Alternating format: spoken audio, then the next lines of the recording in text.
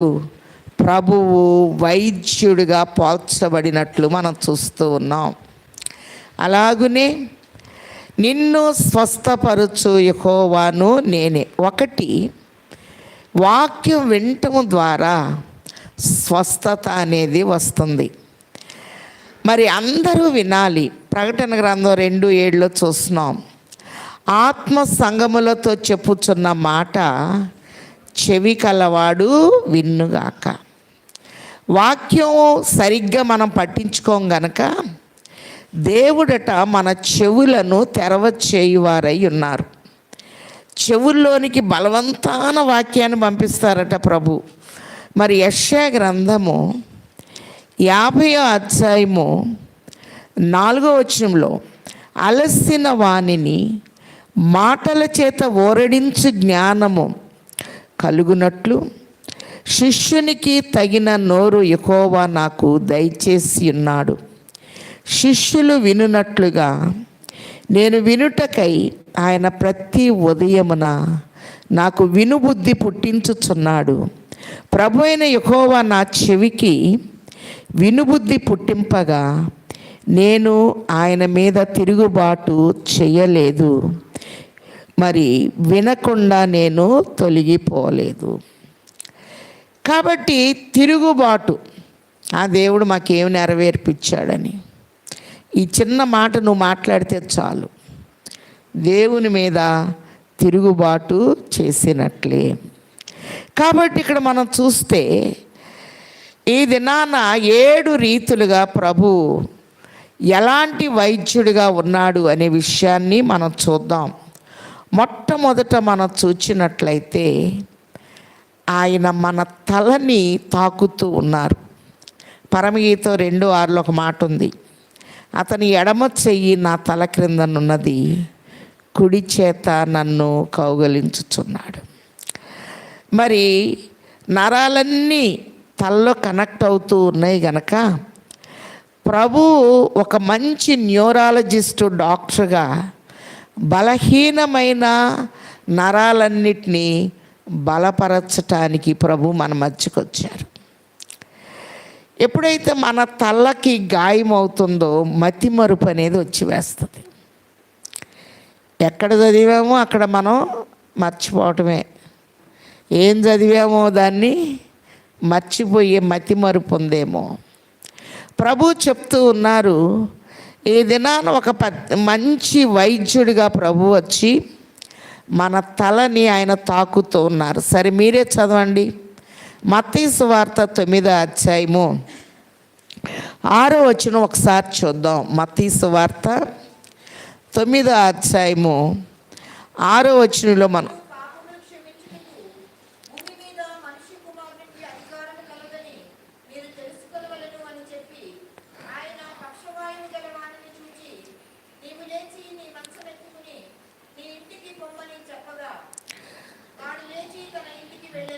చాలు. ఆయన మాట ఎముకల్లోనికి నరాల్లోనికి వెళ్ళి శక్తినిస్తుంది. అందుకే హెబ్రీలకు రాసిన పత్రిక 4వ అధ్యాయం 12వ వచనంలో, ఎందుకనగా దేవుని వాక్యము సజీవమైనదై బలము కలదై వాడి అయిన ఎటువంటి ఖడ్గము కంటే పదునుగా ఉండి కీళాత్మలను మూలుగును విభజించునంత మట్టుకు దూరుచు హృదయం యొక్క ఆలోచనల్ని తలంపులను శోధించుచున్నది అనే మాటని మనం చూస్తున్నాం. వాక్యము వాడి అయిన 2 అంచులు గల ఖడ్గం. మరి మనం చూచినట్లయితే ప్రకటన గ్రంథం 1వ అధ్యాయంలో ఆయన నోటి నుండి వాడి అయిన 2 అంచులు గల ఖడ్గము బయలు వెడలుచుండెను అనే మాట చూస్తున్నాం. కీర్తన 149:9వ వచనంలో, విధింపబడిన తీర్పు వారి మీద నడుపుటకై వారి చేతిలో 2 అంచులు గల ఖడ్గం ఉన్నది, ఆయన భక్తులందరికీ ఘనత అదే. వాక్యము మనలో ఉన్నప్పుడు ఒక ఘనత అనేది వచ్చి వేస్తుంది. కీళ్లను మూలుగును విభజిస్తుంది. సన్న నరాల్లోనికి కూడా వాక్య ప్రభావం అనేది వెళ్ళిపోతుంది.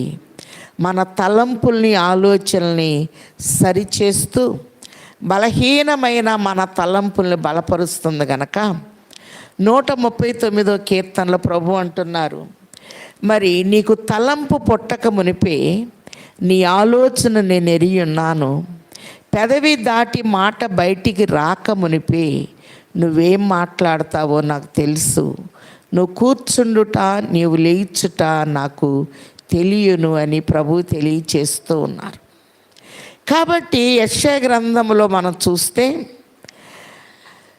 చక్కని మాట 55 అధ్యాయం 8-9 వచనాల్లో, భూమి కంటే ఆకాశము ఎంత ఎత్తులో ఉందో మన విషయంలో దేవునికి తలంపులు నా బిడ్డలు అంత ఎత్తులో ఉంచాలి, వారి ఆశలు ఆశయాల్ని నేను నెరవేర్చాలి అని చెప్పి మరి ప్రభు మన తలంపులను మన ఆలోచనలను బలపరచువారై ఉన్నారు. ఫిలిప్పీలకు రాసిన పత్రిక 4వ అధ్యాయము 7వ వచనంలో, సమస్త జ్ఞానమునకు మించిన దేవుని సమాధానము యేసుక్రీస్తు వలన మీ హృదయములకు మీ తలంపులకు కావలియుండునుగాక. తలంపులు చాలా బలహీనమైపోతున్నాయి. ఏం జీవితంలే, ఎందుకు ఇలా అయిపోతున్నాను? నీ తలంపును దేవుడు బలపరుస్తూ ఉన్నాడు. నీ ఆలోచనని 1000 రెట్లు ఆశీర్వాదకరంగా దేవుడు మార్చువారై ఉన్నారు.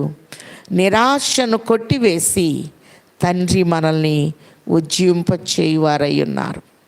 అందుకే మూలవాక్యం చూచాం, నిర్గమకాండం 15:26లో, నీవు నీ దేవుడైన యెహోవా వాక్కును శ్రద్ధగా విని.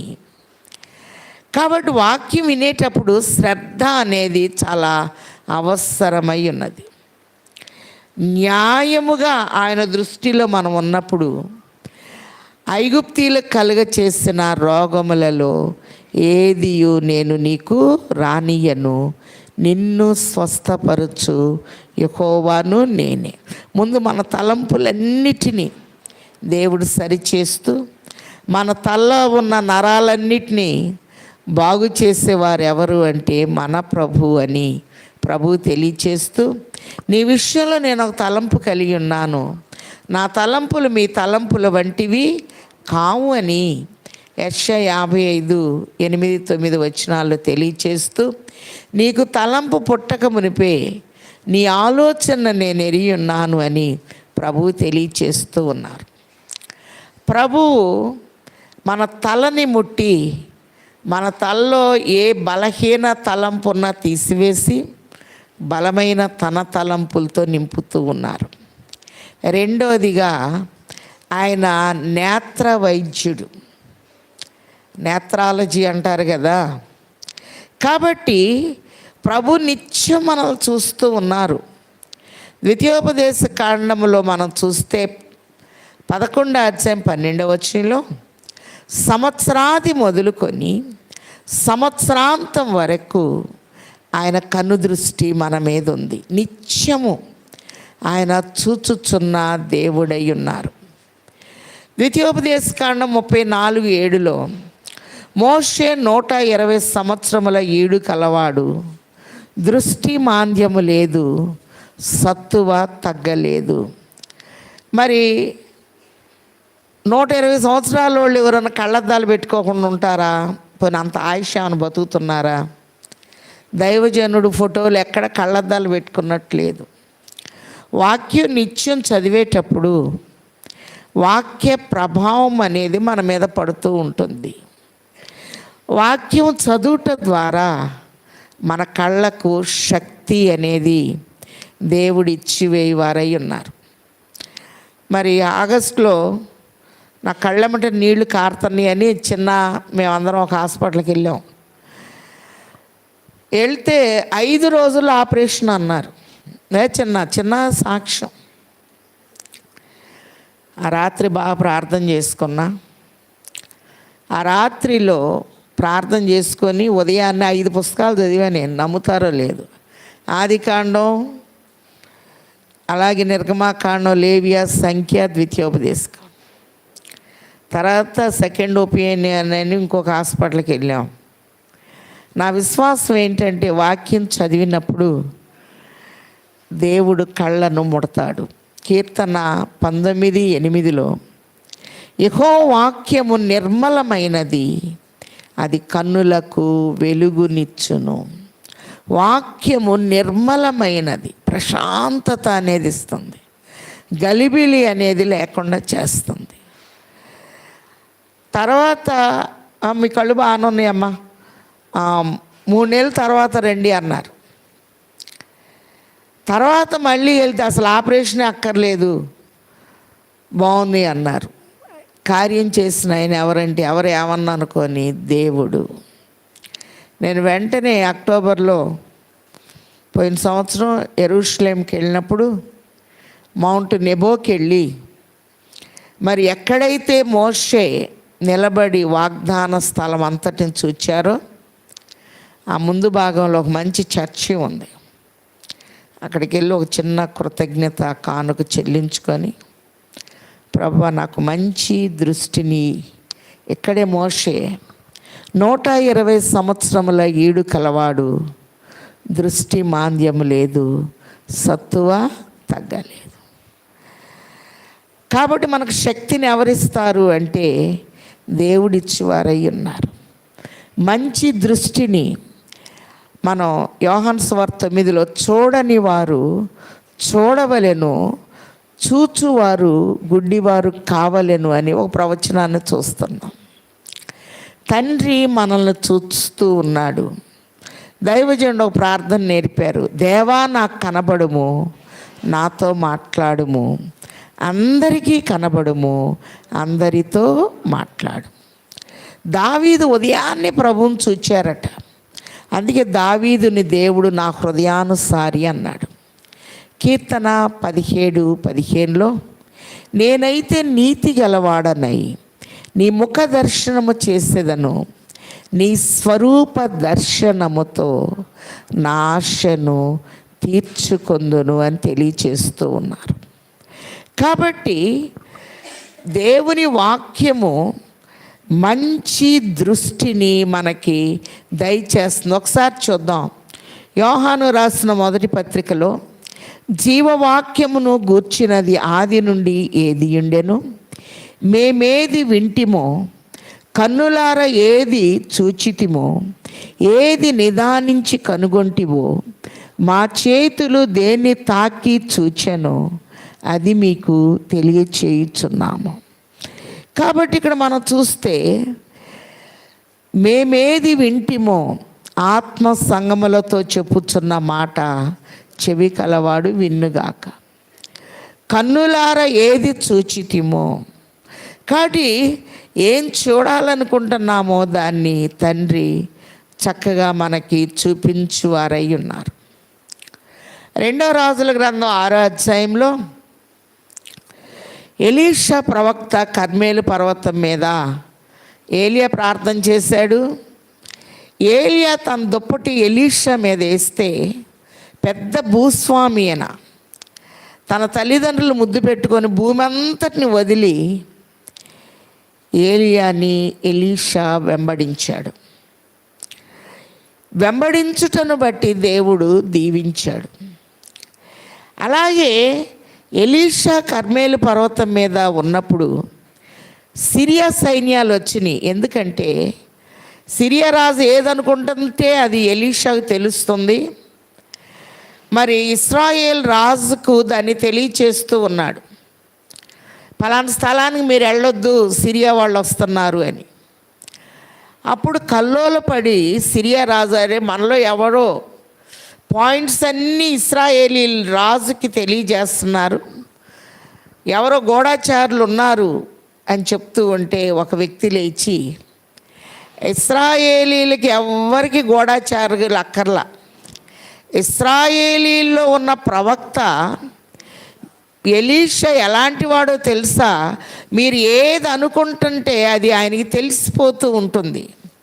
కాబట్టి ఆయన మీరు అనుకున్నది రాజమందిరంలో ఉండి మీరు ఏదైతే అనుకుంటున్నారో అది ఆయనకి తెలుస్తుంది. ఒకసారి చూద్దాం 2వ రాజుల గ్రంథము 6వ అధ్యాయంలో గనక మనం చూస్తే 11వ వచనంలో, సిరియా రాజు కల్లోలపడి తన సేవకులను పిలిచి, మనలో ఇశ్రాయేలు రాజు పక్షం వహించిన వారెవరైనది మాకు తెలియ చెప్పరాదా అని వారిని అడగగా, అతని సేవకుల్లో ఒకడు, రాజువైన నా ఏలినవాడా, ఇశ్రాయేలు రాజు పక్షమున ఎవరునూ లేరు, కానీ ఇశ్రాయేల్లోనున్న ప్రవక్తయగు ఎలీషా మీ అంతఃపురమందు మీరు అనుకున్న మాటలు ఇశ్రాయేలు రాజునకు తెలియచేయునన్ను. 139వ కీర్తన చూచాం, నీకు తలంపు పుట్టక మునిపే నీ ఆలోచనను నేను ఎరిగి ఉన్నాను. ఆలోచనలన్నీ తలలో నుంచే వస్తాయి. మనకి తలకి హృదయానికి చాలా దగ్గర సంబంధం ఉంది. హృదయంలో నువ్వేమనుకుంటావో నీ తలలో దాన్ని తలుస్తావు, దాన్నే నీ నోటితో నీవు మాట్లాడతావని ప్రభువు తెలియచేస్తూ ఉన్నారు. కాబట్టి మనకు కొన్ని ఆలోచనలు ఉంటాయి. నీ ఆలోచనలను తండ్రి సఫలపరచువారై ఉన్నారు. ప్రభుకున్న బిరుదుల్లో ఒక బిరుదు ఆయన ఆలోచనకర్త. చక్కటి ఆలోచనలను మనకు అందించువారై ఉన్నారు. కాబట్టి పెందలగాళ్ళు లేచాడట ఈయన పనివాడు. మరి గెహాజీ లేచాలకి చుట్టూ సిరియా సైన్యాలు ప్రవక్తని ముట్టడి వేయాలి అని చెప్పొచ్చినాయి. అప్పుడు ఈయన అంటున్నాడు, మనం ఇప్పుడు ఎటు పారిపోవాలి, చుట్టూ శత్రువులు వచ్చారు.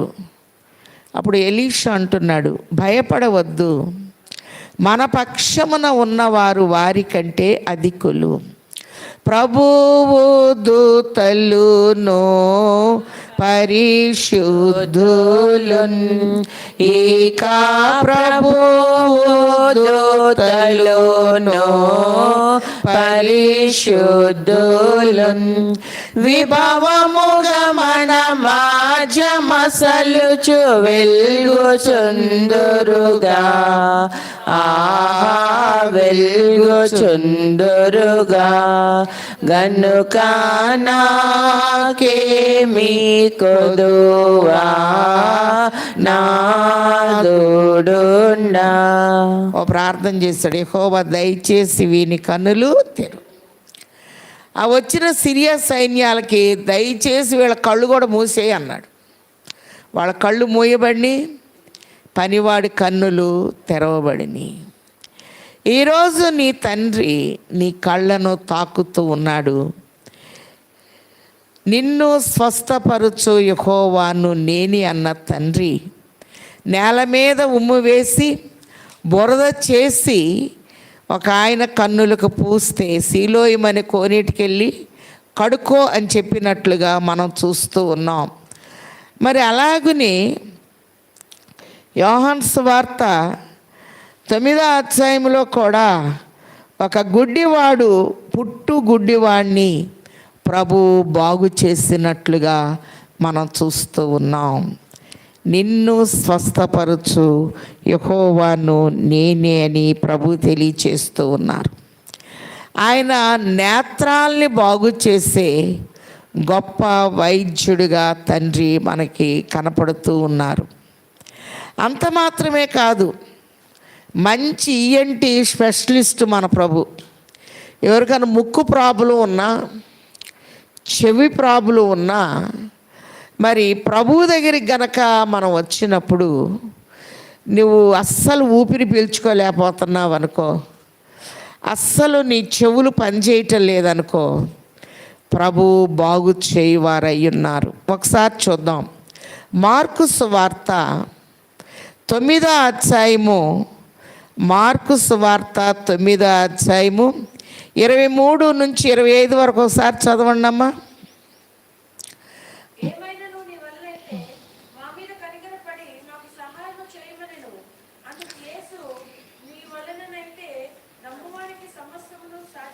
నమ్ముట నీ వలనైతే నమ్మువానికి సమస్తము సాధ్యమే. సంశయము పనికి రాదు, లేశం పైన సంశయమోపనీకి రాదు. సంశయింపక దైవ సన్నిధియందు మీ యంశమో విడ జేపూడి దానికి గొప్ప అంశ పాఠనీయుడి. మార్కు సువార్త 7వ అధ్యాయము 31లో ప్రభు మరి తూరు సీదోన్ల ప్రాంతానికి, దెకపోలి ప్రాంతం మీదుగా గలిలయ సముద్రానికి, మరి అవన్నీ చిన్ని చిన్ని కుగ్రామాలు. అప్పుడు చెవుడు కలిగిన, నత్తి కలిగిన ఒక వ్యక్తిని ప్రభు దగ్గరికి తీసుకొచ్చాడు. మాటలు రావు, చెముడు.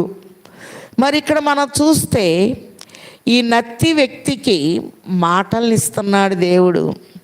వినపడని ఇతనికి చెవులు వినపడేటట్టు చేస్తున్నాడు. 33వ వచనంలో మరి ఇక్కడ జనసమూహం అంతా ఉంది. ప్రభు చేసిన కార్యం చూద్దాం. 7వ అధ్యాయము 32లో మార్కు సువార్త. అప్పుడు వారు చెముడు గల నత్తివాణ్ణి ఒకని ఆయన యొద్దకు తోడుకొని వచ్చి వాని మీద చెయ్యి ఉంచుమని ఆయన్ను వేడుకొనిది. సమూహములో నుండి ఆయన వాణ్ణి ఏకాంతముగా తోడుకొని పోయి వాని చెవులలో తన వ్రేళ్ళు పెట్టి ఉమ్మివేసి వాని నాలుక ముట్టి ఆకాశం వైపు కన్నులెత్తి నిట్టూర్పు విడిచి ఎఫాతా అని వానితో చెప్పాను. ఆ మాటకు తెరవబడమని అర్థము. అంతటా వారి చెవులు తెరవబడెను. వాని నాలుక నరము సడలి వాడు తేటగా మాటలాడుచుండెను. కాబట్టి ఇప్పుడు మాటలు రాని వారికి మాటలు ఎవరిస్తారు? మోషే అంటున్నాడు, నేను నత్తివాడను, మాట మాంద్యము కలిగిన వాడు. బాగా మాట్లాడతాడు. అందుకే ఐగుప్తులో ఉన్న సకల విద్యల్లో మోషే ప్రావీణ్యుడు, మాటల యందు నేర్పరి అయి ఉండెను అని అపోస్తుల కార్యాల్లో పౌలు గారు చాలా చక్కగా మనకి రాస్తున్నాడు. ఆయన చరిత్రని స్టెఫన్ చెప్తూ ఉన్నాడు. అలాగని ఇక్కడ మనం చూస్తే తెరవబడు అని ప్రభు అన్నప్పుడు మరి ఈయన కళ్ళను తెరవ చేశాడు, చెవులను తెరవ చేశాడు, నోటిని తెరవ చేశాడు. ఈ నత్తివాని నత్తంతా పోయి స్పష్టముగా మాట్లాడేటటువంటి స్థితిని ఇచ్చిన జ్ఞాని ఎవరు అంటే మన ప్రభు. అలాగే చాలామందికి ముక్కు ప్రాబ్లం ఉంటుంది, ఊపిరి కూడా పీల్చుకోలేని స్థితి.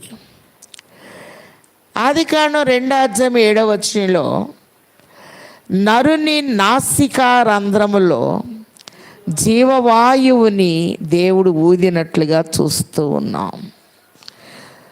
జీవమా యెహోవా నీకు చేసిన మేళ్లను మరువాకు, మేము చేసిన పాతకమ్ములను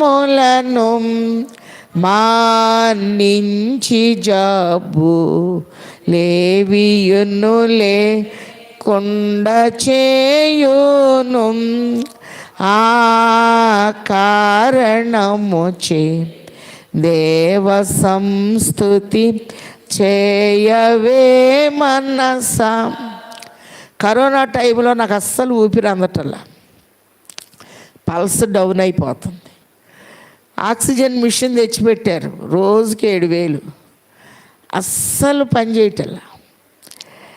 అంటే ప్రభువే బ్రతికించారు కానీ మరి నాయన నరుని నాసికా రంధ్రంలో జీవవాయువు ఊదేవు కదా, నాకు కూడా ఊపిరి అందటం లేదు తండ్రి. అలాగే ప్రభు గలిలయ సముద్రం మీద ప్రయాణం చేసేటప్పుడు మరి అల్లకల్లోలం అవుతుంది ప్రభు ఉన్న ధోని. ప్రభువులో మనం ఉన్నప్పుడు కొన్నిసార్లు శ్రమలు వస్తాయి మనల్ని పరీక్షించడానికి. వాళ్ళు సొంత ప్రయత్నాలు చాలా చేసి ప్రభువుని లేపితే ఆయన గద్దించారు. ఈరోజు కూడా సముద్రం, ప్రపంచమంతట్లో అలలు లేని సముద్రము గలిలయ సముద్రము. ఆయన గద్దింపుకు 2023 సంవత్సరాలైనా లోబడిపోయి ఉంది. మళ్ళీ దేవునికి వ్యతిరేకంగా అల అనేది రాలేదు. నమ్ముట నీ వలనైతే నమ్మువానికి సమస్తము సాధ్యమే. మీరు నీ దేవుడైన యెహోవా మాటను శ్రద్ధగా విని, ఈరోజు దేవుడు నా కళ్ళు ముడుతున్నాడు, నా తలను ముడుతున్నాడు, నా చెవులను ముడుతున్నాడు, నా నోటిని ముడుతున్నాడు, నా కళ్ళనే కాదు నా నాసికను, మరి నా ముక్కులో ఉన్న బలహీనత అంతా పోయేటట్లు దేవుడు తన జీవవాయువు నా మీద పంపుతున్నాడు అని మనం నమ్మాలి. అంతేగాని వాక్యం చదువుతుంటే ఏదో ఆలోచించుకుంటా పరధ్యానంగా ఉన్నప్పుడు మీరు ప్రార్థన చేస్తే దేవుడు ఎండు. నా వాక్యాన్ని మీరు పరధ్యానం వింటే, సామెతలు 1:8 మీరు నన్ను శ్రద్ధగా వెతికెదరు కానీ నేను మీకు కనపడను. శ్రద్ధగా మొర పెడతారు, మీ మొరను వినాల్సిన టైంలో మీరు విన్నారా? మీ మొర నేను వినటానికి అని న్యాయవంతుడైన తండ్రి మనల్ని అడుగుతూ ఉన్నాడు. కాబట్టి ఇక్కడ నత్తివానికి మాటలు వచ్చినాయి, చెవిటివాని చెవి బాగు చేయబడింది. అందుకే ఆత్మ సంగములతో చెప్పుచున్న మాట చెవి కలవాడు వినుగాక అని ప్రభు తెలియచేస్తూ ఉన్నారు. ఆయన చెవులను తెరవ చేస్తాడు. ఒకసారి చూద్దాం. యోబు గ్రంథంలో మనం చూసినట్లయితే చాలాసార్లు దేవుడు మనతో మాట్లాడుతూ ఉంటే మనం ఏదో ఆలోచనలో ఉండి ఆయన మాటలకి మనం విలువ అనేది ఇవ్వము. దేవాలయములో ప్రతి ఒక్కరిని ప్రభు చూస్తారు. ప్రతి ఒక్కరితో ఆయన స్పష్టంగా మాట్లాడువారై ఉన్నారు. యోబు గ్రంథము 33వ అధ్యాయము 14వ వచనం, దేవుడు ఒక్కమారే పలుకును, 2 మారులు పలుకును, అయితే మనుష్యులు అది కనిపెట్టరు. ప్రతిరోజు నేను పలకరిస్తాడు దేవుడు. దేవుని చిత్తాన్ని నువ్వు గ్రహించలేదు అసలు. అయితే మనుష్యులు అది కనిపెట్టరు. మంచం మీద కొనుకు సమయమున గాఢ నిద్ర పట్టునప్పుడు, కలలో రాత్రి కలుగు స్వప్నములలో నరులు గర్విష్ఠులు కాకుండా చేయునట్లు, తాము తలచిన కార్యము వారు మానుకొన చేయునట్లు, గోతికి పోకుండా వారిని కాపాడునట్లు, కత్తి వలన నశింపకుండా వారి ప్రాణములను తప్పించునట్లు ఆయన వారి చెవులను తెరవ చేయును, వారి కొరకు ఉపదేశము సిద్ధపరచును. మన చెవులు దేవుని మాటలోకి వెళ్ళవు, దొరద చెవులు. కానీ ఒకసారి ఒకరు అన్నారు, అమ్మగారు మీరు వాక్యం చెప్తుంటే ఒక నవ్వించరు, మరి నవ్విస్తే వాక్యం వెళ్దా? పరిశుద్ధ గ్రంథముతో ఏది సామాన్యమైన పోలిక పోల్చటం అనేది నాకు ఇష్టం ఉండదు అసలు. నవ్వు ప్రాధాన్యత కాదు. వాక్యం వాక్యములాగానే, వజ్రాన్ని వజ్రంతోనే కొయ్యాలి. వాక్యం వాక్యంగానే వివరించినప్పుడు ఆ దీవెన అనేది మనకు ఉంటుంది. అందుకే ఇక్కడ చూస్తే మంచం మీద నువ్వు కునుకుతున్నా దేవుడు మాట్లాడతాడు, నువ్వు గాఢ నిద్రలో ఉన్నా దేవుడు నీతో మాట్లాడతాడు, కలల్లో స్వప్నాల్లో దేవుడు నీతో మాట్లాడతాడు. నరులు గర్విష్ఠులు కాకుండా చేయునట్లు ఘనతకు ముందు వినయం ఉండును అని ప్రభు చెప్తున్నారు. ఏదన్నా విషయంలో మనకి గర్వం అనేది వస్తుందేమో, లేకపోతే ఈ మాటను దేవుడు ఇక్కడ వ్రాయించడు. గర్విష్ఠులు కాకుండా చేయునట్లు, తాము తలచిన కార్యము వారు మానుకొన చేయునట్లు. దేవునికి ఇష్టం లేని పనులు కొన్ని చేస్తాం,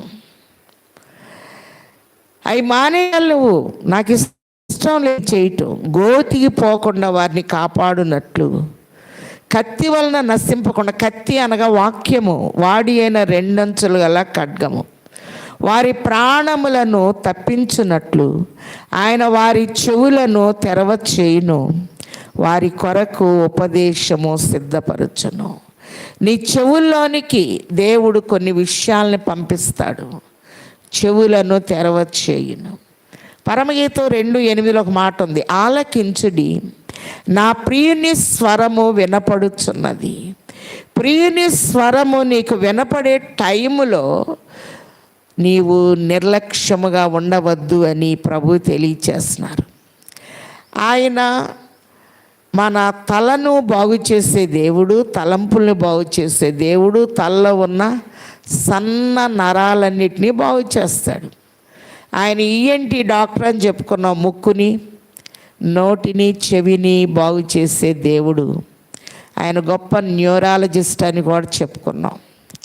మన తండ్రి మంచి కార్డియాలజిస్ట్, గుండె జబ్బులని బాగు చేసే దేవుడు. ఎవరి గుండె బలహీనముగా ఉన్నా, గుండె చెదరిన వారిని బాగు చేయువాడని, వారి గాయములన్నీయు కాటుచున్నవాడని, దేవునికి స్తోత్రము గానము చేయుటయే మంచిది, మనమందరము స్తుతి గానము చేయుటయే మంచిది. యోహాను సువార్త 14 ప్రారంభములో, మీ హృదయములను కలవరపడనీయకుడి, దేవుని యందు విశ్వాసముంచుడి. హృదయంలోనికి ఏదన్నా కలవరం అనేది వచ్చిందేమో, ఏదన్నా విషయంలో బాగా ఆలోచిస్తున్నామేమో మనం. నా కుమారుడా, నీ హృదయము నాకిమ్ము అని ప్రభు తెలియచేస్తున్నారు. సామెతలు 3లో మనం చూస్తే, సుఖ జీవనాన్ని నేను ఇస్తాను, దీర్ఘాయుష్యం నేను ఇస్తాను. ఎందుకు అంత కంగారు పడిపోతున్నారు మీరు? అందుకే 147 కీర్తనలో గుండె చెదరిన వారిని ఆయన బాగు చేయువాడై ఉన్నాడు అనే విషయాన్ని మనం చూస్తూ ఉన్నాం. ఎక్కడ గాయం ఉంటుందో ఆ గాయాన్ని ఆయన బాగు చేయువారై ఉన్నారు. యెహెజ్కేలు గ్రంథము 36:26 యెహెజ్కేలు గ్రంథము 36:26 మీ అపవిత్రత యావత్తు పోవునట్లు మీ మీద శుద్ధ జలమును నేను జల్లుచున్నాను. ప్రభు నీళ్లు పట్టుకుంటే అవి శుద్ధ జలంగా అవుతాయి. ప్రకటన 22:17 అంటున్నాడు, ఉచితంగా నేను జీవజలాన్ని ఇస్తాను. యెషయా 55 అంటున్నారు, దప్పి కొనిన వార్లారా నీళ్ల యొద్దకు రండి, ఉచితంగానే నీకు జీవజలాన్ని ఇస్తాను. నీళ్ళ దగ్గరికి వస్తే, నీరు అంటే మన ప్రభువే, కొని పాలను కొని అంతస్తు కొనుక్కోగలిగిన స్థితిని ప్రభు దగ్గరికి వస్తే నువ్వేదన్నా కొనుక్కోలేకపోయావేమో. ఆ కొనే స్థితిని మీరు వస్తే చాలు, మీరు కొనుక్కునే స్థితిని ఇస్తాను. అందుకే యెషయా 55లో దప్పి కొన్న వార్లారా, ఏదన్నా విషయంలో దప్పికొందేమో, మీరు వచ్చి కొని, అంటే వస్తే నీ కొని అంతస్తు అనేది ప్రభు ఇచ్చివేయువారై ఉన్నారు. ఆదివారము మిగతా దినాలన్నిటికీ ఆశీర్వాదకరం. ఆరాధన సమయానికి రావటంలో మొదటి దీవెన. మొన్న సభలో చక్కగా మనకి మన ప్రెసిడెంట్ అయ్య గారు చెప్పారు, యెషయా 58:13-14 తీసుకొని, విశ్రాంతి దినము మనోహరమైనది. అమ్మో, రేపు మనోహర దినము, ప్రతిష్ఠించబడిన దినము, నేను ఆశీర్వదించబడే దినము, నా కుటుంబంతో ఆయన సన్నిధిలో కనపడాలి.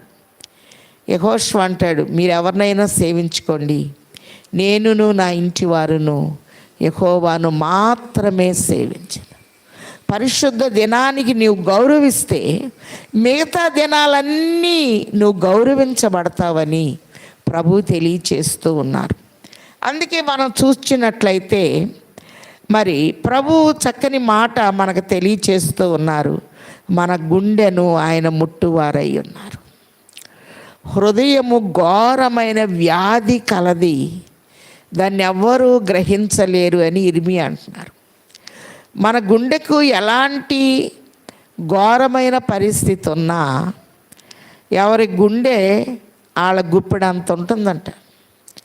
ఆ గుండెని ఇప్పుడు ప్రభు ముడుతున్నారు, ఆయన బాగు చేస్తున్నారు. మూలవాక్యం మనం చదువుకున్నాం, నిర్గమాకాండం 15:26. నీవు నీ దేవుడైన యెహోవా వాక్కును శ్రద్ధగా విని ఆయన దృష్టికి న్యాయమైనది చేసి ఆయన ఆజ్ఞలను అనుసరించడలా ఐగుప్తీయులకు కలుగచేసిన రోగములలో ఏదియు నేను నీకు రానియను, నిన్ను స్వస్థపరచు యెహోవాను నేనే. ఎవరికైనా గుండె సమస్య ఉంటే ఇప్పుడే బాగైపోతున్నారు. శ్రద్ధగా నువ్వు ఆయన మాట వింటే చాలు, ఆయన తన వాక్కును పంపి వారిని బాగు చేశాను అనే మాట చూస్తున్నాం. 147వ కీర్తన 3వ వచనంలో గుండె చెదిరిన వారిని ఆయన బాగు చేయు దేవుడు. కాబట్టి ఆయన మంచి కార్డియాలజిస్ట్గా ప్రభుని మనం చూస్తూ ఉన్నాం. అంత మాత్రమే కాదు, ఆయన మంచి గైనకాలజిస్ట్, స్త్రీల వ్యాధులు స్వస్థపరిచే దేవుడు. 12 ఏళ్ల నుండి పరమా వైద్యుల యొద్ద మందు పుచ్చుకొనినాం మానాదాయేం ఇన్నాళ్ళకి వేళ యేసు చెంగు మొట్ట నిడుమాలన్నిటి నుండి విడుదలాయే. కాబట్టి నిడుమలు అంటే అన్ని పరిస్థితులు, పరమా వైద్యులు అంటే సూపర్ స్పెషాలిటీ కలిగిన వాళ్ళందరి దగ్గరికి 12 సంవత్సరాల నుంచి బలహీనమైపోయిన ఈమెకు ఒక ఆలోచన వచ్చిందట, ప్రభు యొక్క వస్త్రపు చెంగు ముట్టుకోవాలి అని.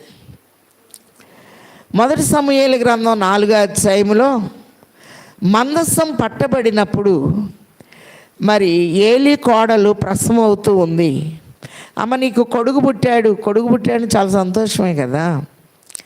ఆమె అంటుంది మందసం పట్టబడింది అనే మాటిని ఇశ్రాయేలీలో నుండి ప్రభావం వెళ్ళిపోయింది అంది. ఒక స్త్రీ వచ్చి ఆయన వస్త్రపు చెంగు ముట్టుకున్న వెంటనే ఒక గొప్ప నెరవేర్పు. ఒకసారి చూడండి, మార్కు సువార్త 5వ అధ్యాయము 25వ వచనం ఒకసారి చూడమ్మా. మార్కు సువార్త 5వ అధ్యాయం 25వ వచనం.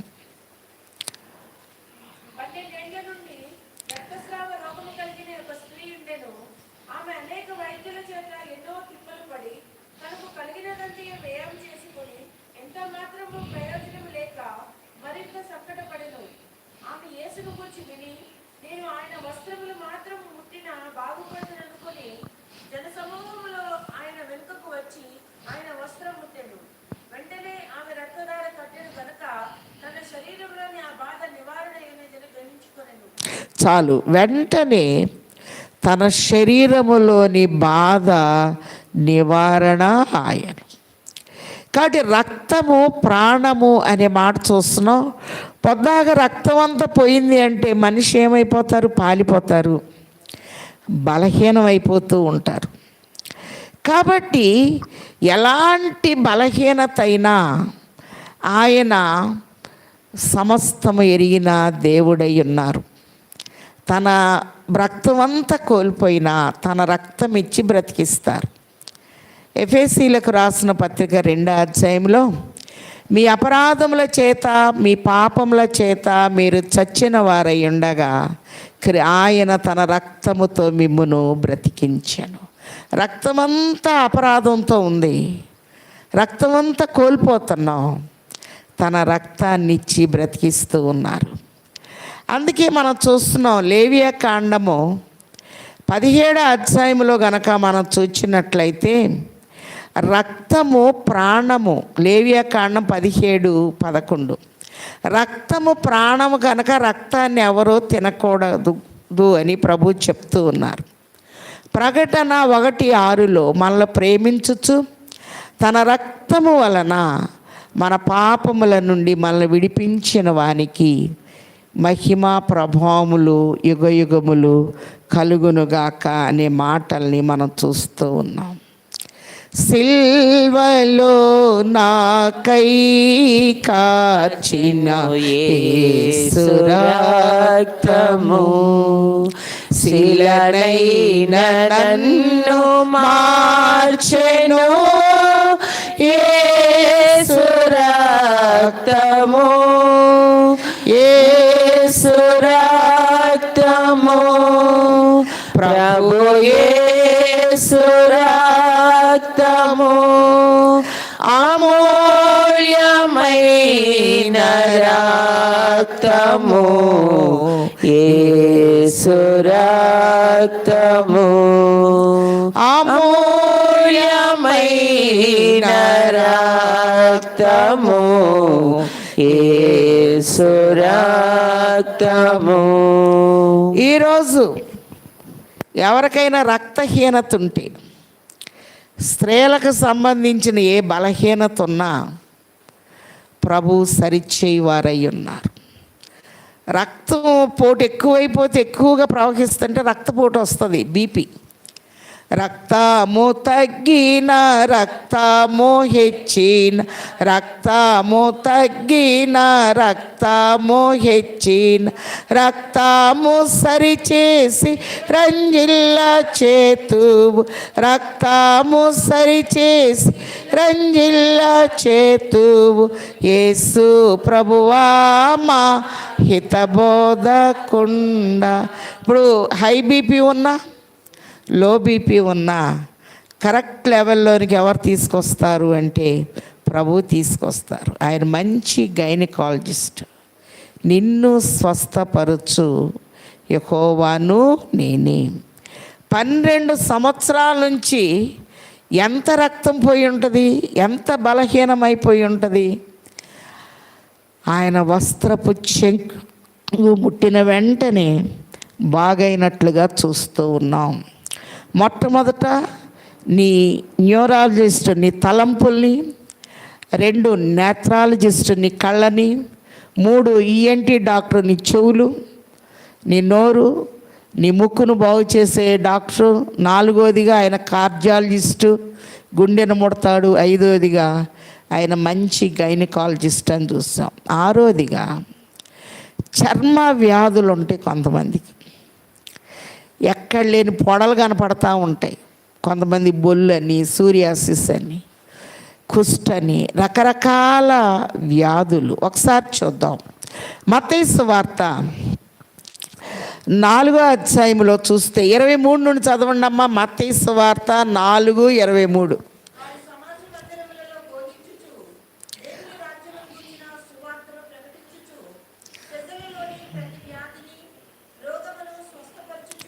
చాలు. ఈయన మరి జనరల్ సర్జన్గా ఇక్కడ కనపడుతున్నాడు. ప్రజలలో కొన్ని చెప్పుకోలేని వ్యాధులు ఉంటే అసలు ఏముందో కూడా తెలియదు కొంతమందికి. అయితే రోగులు అనేకులు వస్తున్నారు, వారిని ప్రతి వ్యాధిని దేవుడు బాగు చేస్తున్నాడు. ఒకసారి కపెర్నహూమ్ టౌన్ సిటీ నుండి ప్రభు వస్తున్నారు. వస్తూ ఉంటే ఒక కుష్ఠరోగి వచ్చాడు.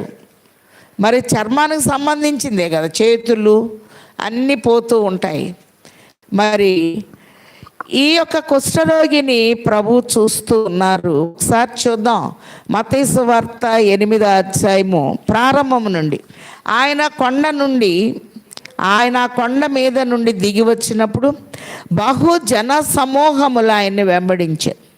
ఇదిగో కుష్ఠరోగి వచ్చి ఆయనకు మ్రొక్కి, నీవు శుద్ధుడువు కమ్మని చెప్పగా తక్షణమే వాని కుష్ఠరోగము. కాబట్టి ఇక్కడ మనం చూస్తే తక్షణమే దేవుని మాట సరిగ్గా వినాలి.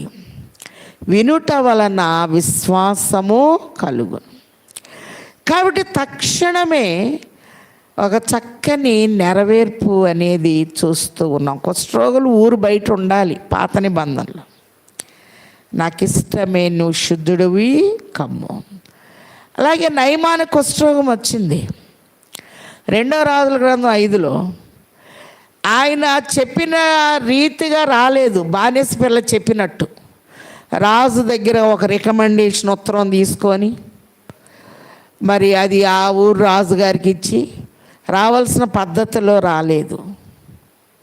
బానిస పిల్ల మాటలు నమ్మి, బానిస పిల్ల మాటలు నమ్మి, అన్యుడైన నయమాను అప్పుడే మార్పు పొంది, అన్యుడైన నయమాను అప్పుడే మార్పు పొంది, లోకాశగహజి లోటు తెచ్చెనోయి, కుష్టు తెచ్చెనోయి, లోకాశగహజి లోటు తెచ్చెనోయి, కుష్టు తెచ్చెనోయి. రేయింబవళ్ళలో వెళ్ళేటి త్రోవలో యేసయ్య నేల మరతువు, అయ్యయ్యో క్షణంబులలో కంబు విడుతువు. కాబట్టి ఇంట్లో పని చేసుకునే పిల్ల కరెక్ట్గా అని చెప్పింది, ప్రవక్త దగ్గరికి వెళ్ళి నువ్వు బాగైపోతాను. ఆయన దారి తప్పి ఒక రికమెండేషన్ ఉత్తరం తీసుకొని వచ్చాడు గనక ఎలీషా యోర్దాను నదిలో 7 సార్లు మునుగు అన్నాడు. ఆయన చూస్తాక బయటికి రాలేదు. నేను ఎంత గొప్ప వ్యక్తిని, సిరియా సైన్యాది కారణం ఒక అధికారి వస్తే ఆయన బయటికి రాలేదు. మా దేశంలో ఇంకా పెద్ద పెద్ద నదులు ఉన్నాయిలే అని అంటే ఒక పనివాడు చెప్పాడంట. ఆయన పెద్ద పని ఏం చెప్పలేదు కదండి, నదిలో మునిగి స్నానం చేయమన్నారు. యోర్దాన్లో మొదటిసారి మునిగాడు, ఏమవల. రెండోసారి మునిగాడు, ఏమవ్వలేదు. ఈయనకి విసుగు వస్తుంది. ప్రవక్త ఎన్నిసార్లు చెప్పాడు నదికి తెలుసు. 7 సార్లు అన్నది నది కౌంట్ చేస్తుంది. అక్కడ 7 సార్లు మునిగేటప్పటికి పసిపిల్ల దేహములాగా మారిపోయినట్టు చూస్తూ ఉన్నాం. కాబట్టి మాటలో శక్తి ఉంది. ఆయన తన వాక్కును పంపి వారిని బాగు చేశాను అని మనం చూస్తూ ఉన్నాం. నీ చర్మం మీద ఏ పొడున్నా సరే, ఏ మచ్చున్నా సరే, ప్రభువు దగ్గరికి, ప్రభు సన్నిధిలోనికి వచ్చి నువ్వు దీనంగా ఆయన అడిగినప్పుడు ఘనతకు ముందు వినయముండును అని ప్రభు తెలియచేస్తూ ఉన్నారు. అన్ని మిషన్లకి హాస్పిటల్స్ ఉంటాయి, బైబిల్ మిషన్కి స్వస్థతశాలే ఉంటుంది. నీకున్న స్వస్థతశాలలోకి వెళ్ళి నువ్వు బలంగా ప్రార్థన చేసినప్పుడు, చెప్పబడే వాక్యాన్ని బలంగా నువ్వు గ్రహించినప్పుడు నిన్ను స్వస్థపరచు యెహోవాను నేనే అని ప్రభు తెలియచేస్తూ ఉన్నారు. ఏ దెయ్యాలో నా కనాను స్త్రీ వచ్చి, అయ్యా నా బిడ్డ అస్వస్థతలో ఉంది, ఒక రొట్టె ముక్క కోసం వచ్చాను అంటే ఆమెను పరీక్షించటానికి కుక్క పిల్లలకి ఏటో యుక్తంగా విశ్వాసము గొప్పది, నువ్వు కోరినట్టే నీకు అగునుగాక. ఒక శతాధిపతి వచ్చి, నా దాసుడు బాధపడుతున్నాడు, నువ్వు నా ఇంటికి రావటానికి నేను యోగ్యుడిని కాను, ఒక్క మాట సెలవిస్తే చాలు. ఒక అధికారంలో ఉన్న వ్యక్తి ఒక్క మాట, ప్రభు స్వస్థపడి ఉన్నారంటే టక్మని అతను జ్వరం పోయిందట. ఏ టైంలో అని అడుగుతుంటే నిన్న 1 గంటకని చెప్తే ప్రభు తనతో మాట్లాడిన సమయం అదే అని అతడు గ్రహిస్తూ ఉన్నాడు. అలాగనే మార్కు సువార్త 1వ అధ్యాయంలో పేతురు గారు, ప్రభుకున్న శిష్యులందరిలో పెద్ద ఆయన ఎవరంటే పేతురు గారు. ఎక్కువ ఆమె వండి పెడతా ఉంటుంది వీళ్ళకి. ఆమె జ్వరంతో ఉంది. ప్రభు ఆ జ్వరాన్ని గద్దించి ఆమె చేయి పట్టుకోగానే ఆమె బాగా వెంటనే పరిచర్య చేసి పెట్టినట్లుగా చూస్తూ ఉన్నాం. అలాగనే లూకా సువార్తలో మనం చూస్తే ఒక ఆమె వంగిపోయిన నడుము కలిగిన ఒక స్త్రీ కనపడుతూ ఉంది. మళ్ళీ పైగా అబ్రహాము కుమార్తె అని రాయబడింది. మనం అందరం అబ్రహాము సంతానమే అని చెప్పుకుంటూ ఉన్నాం. కానీ అబ్రహాము కుమార్తె అయినా ఆమెలో దెయ్యం ఉంది. మనలో నిరాశ అనే దెయ్యం ఉందేమో, బలహీనత అనే దెయ్యం ఉందేమో, అపనమ్మకం అనే దెయ్యం ఉందేమో. ఈ దెయ్యాలన్నీ పోవాలి ప్రభు సన్నిధిలోనికి వచ్చినప్పుడు, అవన్నీ పోతాయి. ఒకసారి చూద్దాం. లూకా సువార్త 15వ అధ్యాయంలో గనక మనం చూచినట్లయితే, మరి ఒక స్త్రీ ఉంది, 10 నాణ్యాలు ఉన్నాయి, ఒకటి పోయింది. దీపం వెలిగించిందట. దీపము అనగా ఆరాధన. జాగ్రత్తగా వెతికిందట. ఈ జాగ్రత్త ఎప్పుడైతే ఆమెలోనికి వచ్చిందో, పోగొట్టుకున్న నాణ్యాన్ని ఆమె సంపాదించుకున్నట్లుగా చూస్తూ ఉన్నాం. ఓ స్తుతి కూటం ఏర్పాటు చేసింది, నాతో పాటు మీరు సంతోషించండి. ఏ స్థితిని పోగొట్టుకుంటున్నాం మనం? ఏ అవయవాన్ని పోగొట్టుకుంటూ ఉన్నాం మనం? అలాగనే కొంతమందికి కాళ్ళు తీసేస్తారు షుగర్ ఎక్కువగా ఉందని, కొంతమందికి గుండె మార్పిడి చేస్తూ ఉంటారు, కొంతమందికి వేళ్ళు తీసేస్తూ ఉంటారు. రకరకాల పరిస్థితులు. ప్రభు మీద మనం ఆధారపడటం నేర్చుకుందాం. ఒకసారి చూద్దాం. లూకా సువార్త 13వ అధ్యాయంలో 10వ వచనంలో, సమాజ మందిరంలోకి ఒక ఆమె వస్తుందట. 18 సంవత్సరాల నుంచి వస్తుంది, కానీ ఆమెలో బలహీనపరిచే దెయ్యం ఉంది. ఆరాధనలోనే ఉంటుంది కానీ దెయ్యం పనిచేస్తుంది. నడుము వంగిపోయిందంటే, నడుము బాధ ఏమికి? ఈ నడుము బాధ రావడానికి కారణం దెయ్యం. ఈమె అబ్రహాము కుమార్తెని రాయబడుతున్నట్లుగా మనం చూస్తున్నాం. ఆమె నడుము వంగిపోయి ఎంత మాత్రమును చక్కగా నిలబడలేకుండెను. యేసు ఆమెను చూచి రమ్మని పిలిచి, అమ్మ, నీ బలహీనత నుండి విడుదల పొంది ఉన్నావని ఆమెతో చెప్పి ఆమె మీద చేతులు ఉంచగానే ఆమె చక్కగా నిలవబడి దేవుని మహిమపరిచెను. ముందు వాక్ ఇచ్చాడు, తర్వాత చేయబెట్టాడు. ఆయన తన వాక్కును పంపి వారిని బాగు చేశాను. వాగ్దానములు చూడుడి, దేవుని గ్రంథ వాగ్దానములు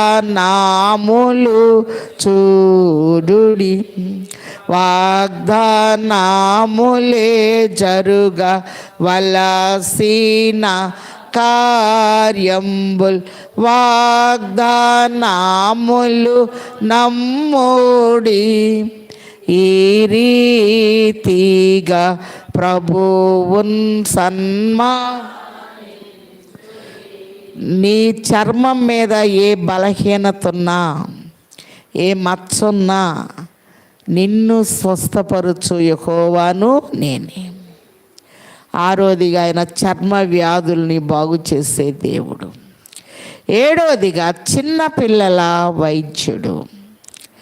చిన్నపిల్లలు నా యొద్దకు రానీడు. ఒకసారి చదువుతారు మార్కు సువార్త 10వ అధ్యాయము 12 నుండి 14 వచనాలు చదవండి అమ్మా.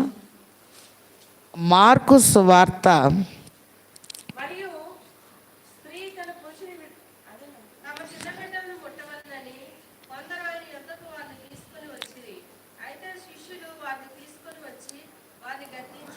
చాలు, ఇక్కడ చూద్దాం.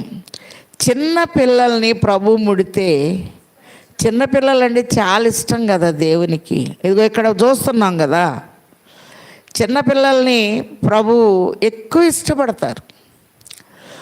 అందుకే చంటి పిల్లలు చేయి స్తుతుల మీద ఒక నేను దుర్గాన్ని స్థాపించానని కీర్తన 8:3-4 వచనాల్లో చూస్తూ ఉన్నాం.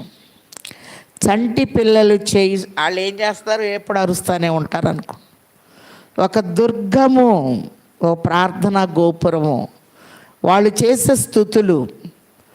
కాబట్టి చిన్న బిడ్డలను ఉపవాస ప్రార్థన గురించి చెప్తూ యోవేలు 2వ అధ్యాయంలో మరి 12వ వచనం దగ్గర నుంచి మనం చూస్తే, మీరు ఎప్పుడైనా ఉపవాసం ఉండి కన్నీరు విడుచుచు మనపూర్వకంగా నా యొద్దకు రండి అని చెప్తూ, వ్రత దినాన్ని నియమించండి, పెండ్లి కుమారుడు అంతఃపురములో నుండి పెండ్లి కుమార్తె గదిలో నుండి రావాలను అని పెద్దవారిని చిన్నవారిని స్తన్యపానము చేయువారిని, అంటే అప్పుడే ఆత్మీయ స్థితిలో ఎదుగుతున్న వారిని, మరి తీసుకొని రండి అని ప్రభు తెలియచేస్తూ ఉన్నారు. కాబట్టి చిన్న బిడ్డల్ని ఎత్తుకొని ఆయన దీవించి ఇలాంటి వారిదే పరలోక రాజ్యము అని ప్రభు తెలియచేసినట్టు చూస్తున్నాం.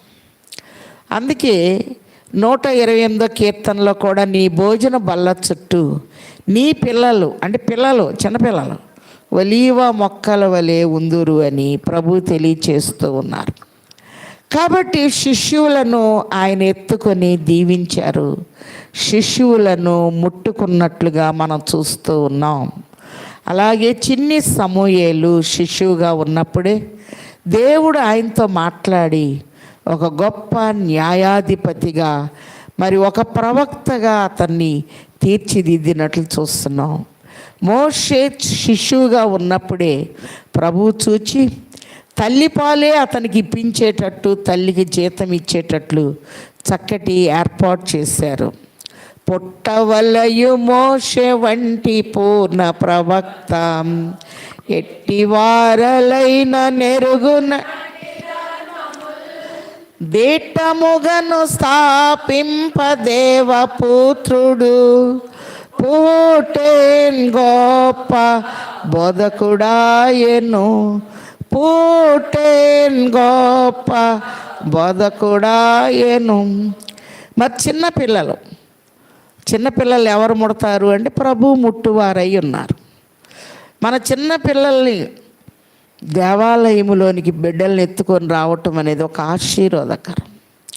ప్రభు కూడా శిశువైన ప్రభువుని తీసుకొని యెరూషలేము దేవాలయానికి తీసుకొని వెళ్ళారు. హాస్పిటల్ కంటే తొందరగా ఉరుకుతాం, కానీ పిల్లల్ని ఆలయాలకు తెస్తారేంటి? ఆలయం అంటే ఎంత చీపో, ఎంత పెద్ద హాస్పిటల్ అయినా, ఎన్ని వేలు ఖర్చు అయినా హాస్పిటల్కి ఇచ్చే ఇంపార్టెంటు మందిరానికి కొన్నిసార్లు మనం ఇవ్వము. నా బిడ్డ నెల దీవించబడాలి అంటే ప్రతి నెల ఒక్క వారమైనా నా బిడ్డను తీసుకొని నేను ఆలయానికి వెళ్ళాలి అని చెప్పి మనం అనుకుంటే చాలు. మన సీతామహాలక్ష్మి వచ్చేటప్పుడు ఆ బిడ్డని ఎత్తుకొని నడిపించుకొని, పక్కన చాలామంది ఉన్నారు కదా చెలికత్తెలు, మరి లెంట్లో 40 దినాలు తీసుకొస్తున్నారు అంటే మందిరానికి రావటం ద్వారా వారు ఆశీర్వదించబడువారై ఉన్నారు అని ప్రభు తెలియచేస్తూ ఉన్నారు. తమ పిల్లలను, శిష్యువులను తీసుకొని దేవుని దీవెన నా చంటి బిడ్డల మీద ఉండాలి, చిన్నప్పుడే ప్రభు దీవించాలి అని ఎప్పుడైతే తలంపు ఉంటుందో చంటి పిల్లల్ని ఆయన ఆశీర్వదించువారై ఉన్నారు. చంటి పిల్లల్లో ఏ బలహీనత రాకుండా ఆయన చూచుకొని వారై ఉన్నారు. అలాగనే ఆ చంటి పిల్లలను ప్రభు రాశారు. యెషయా 49వ అధ్యాయము 15వ వచనం కొంచెం ముందు వెనక చూస్తే, కన్న తల్లి తన బిడ్డను మరచునా, వారైనను మరచుదురు గాని నేను నిన్ను మరువను, నిన్ను స్వస్థపరచు యెహోవాను నేనే. నేను పిల్లల్ని పక్కన వేసుకొని వాళ్ళు ఎన్నిసార్లు మంచం మీద నుండి కింద పడ్డా, ఆ పడిన శబ్దం కూడా వినపడేది కదా, అంత నిద్రలో ఉండేదాన్ని. మా అత్తగారు వచ్చి, ఏ లత పిల్లలు పడిపోతాను నీకు తెలియట్లేదా అని మళ్ళీ తీసుకొచ్చి ఆమె పడుకోబెట్టేది.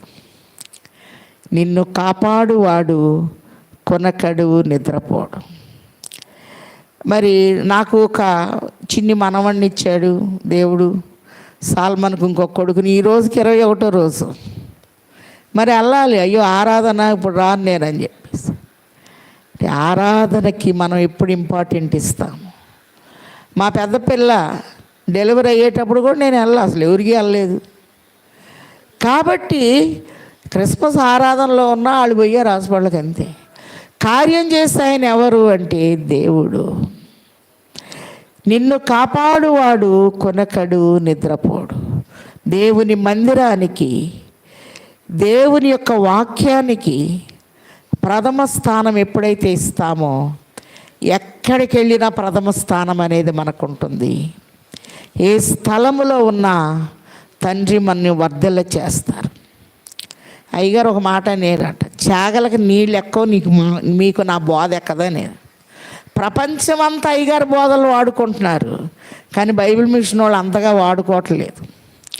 అలాగనే మీకు నిజంగా నా బోధ అర్థమైతే మీ కుటుంబాలతో మందిరాల్లోకి వస్తారు. ఏదో ఇష్టం వచ్చినప్పుడు వెళ్ళదొచ్చు అనుకోండి. ఏంటది? ఆలయములో పూజించు వారిని లెక్క పెట్టుము, ప్రకటన 11లో చూస్తున్నాం. ఆరాధన సమయానికి దేవదూత వచ్చి లెక్క తీస్తూ ఉంటారు. నువ్వు ఆరాధనని గౌరవించినప్పుడే నీ కుటుంబం నిన్ను గౌరవిస్తుంది, బయట వారు నిన్ను గౌరవిస్తారు. ఆరాధనలో ఏకీభవించటం ద్వారా మిగతా దినాలన్నిటికి కూడా ఒక ప్రత్యేకమైన దీవెన. సోమవారం స్వస్థత దీవెన, మంగళవారము విజ్ఞాపన దీవెన, బుధవారము వివాహాలకు దీవెన, కుటుంబాలకు దీవెన, గురువారం ఆయన శరీర రక్తముల దీవెన, శుక్రవారము ఆయన ఇచ్చేటటువంటి రక్తము ద్వారా స్వస్థత దీవెన, శనివారము విజ్ఞాపనల దీవెన, ఆదివారము ఆరాధన దీవెన తండ్రి మనకి దయచేవారై ఉన్నారు. ఆయన తలకి సంబంధించిన డాక్టరు కాబట్టి మంచి న్యూరాలజిస్టు నీ తలలో బలహీనమైపోయిన ఆలోచనలు బలపరుస్తాడు. రెండవదిగా మనం చూస్తే ఆయన మన ముఖ వర్చస్సుని, ఒక్కొక్కడు మొహం చూసి చక్కగా చెప్తారు, ఏదేదో చెప్తున్నారు టీవీల్లో. ప్రభు అన్నారు, ఆళ్ళీళ్ళు ఎందుకు, నాకు కనపడి నీ మొహం నేను చెప్తానని. పరమగీతం 2:14లో నీ స్వరము నాకు వినపడనిమ్ము, నీ ముఖము నాకు కనపడనిమ్ము.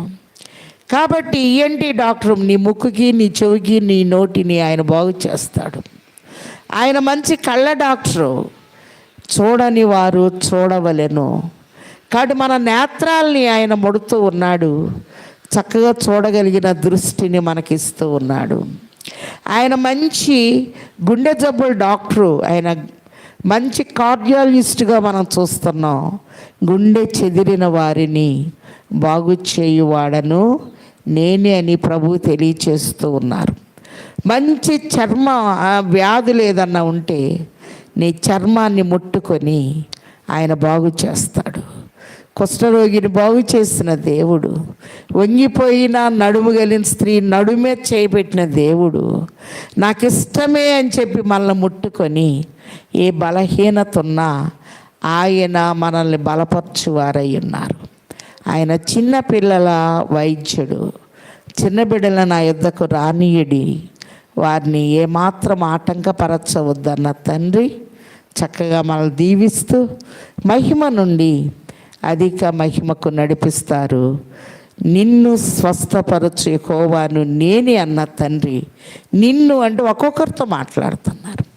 ఈరోజు ఏ బలహీనత ఉన్నా నువ్వు దేవాలయంలోనికి 7 శుక్రవారాలు నేను వచ్చి ప్రార్థన చేసుకుంటున్నాడు, ఏ జబ్బు నీ మీద ఏలుబడి చేయదు.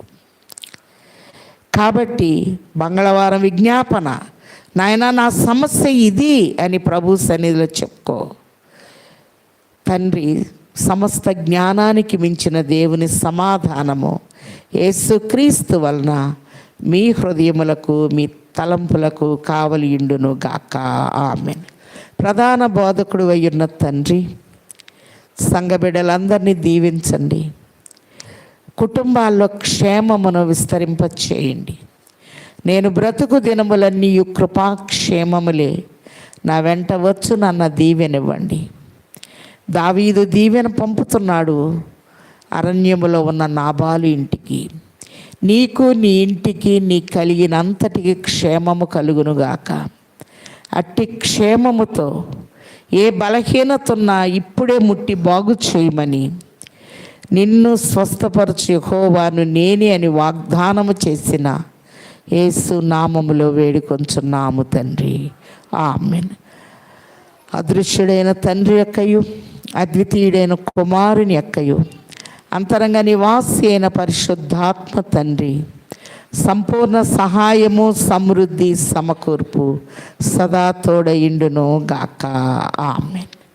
మరణాత.